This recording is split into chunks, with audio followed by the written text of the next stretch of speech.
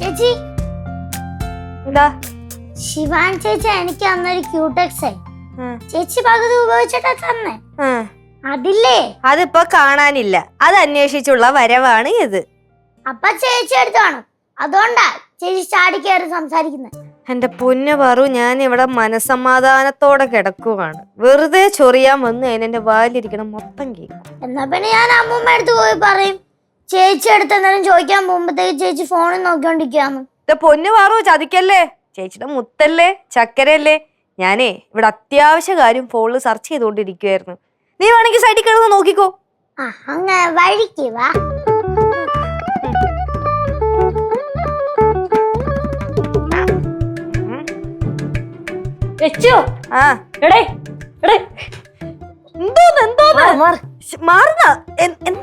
നോക്കുന്നു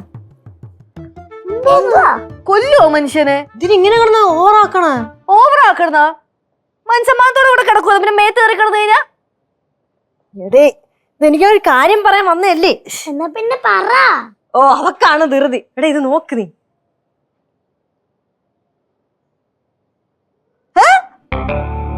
20,000 രൂപ ക്രെഡിറ്റഡോ? എടേ മറ്റേ തൃശ്ശൂരുള്ള ആതിരയല്ലേ ഇന്നലെ ഞാൻ ഹെൽപ്പ് ചെയ്യാൻ പോയില്ലേ.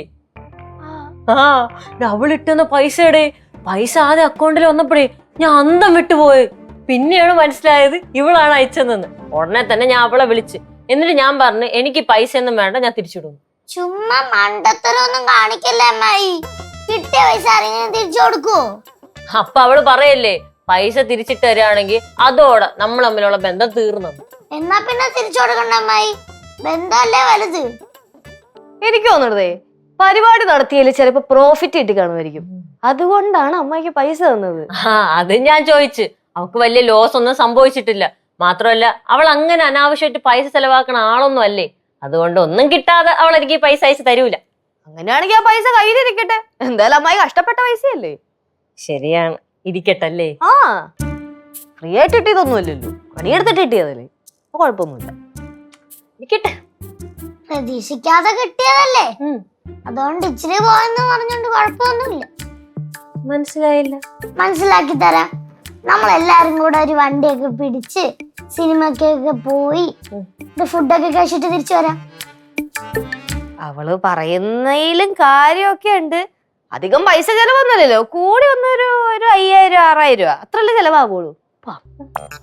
പൈസ കയ്യില് വന്നെന്നറിഞ്ഞ ഉടനെ പ്ലാനിങ്ങും തുടങ്ങി. അല്ലെങ്കിൽ അമ്മായി കുറച്ച് പൈസ കിട്ടി, അധികം ചെലവാക്കണ്ട, കയ്യിൽ തന്നെ വച്ചേരും. അതൊന്നും പറയൂല.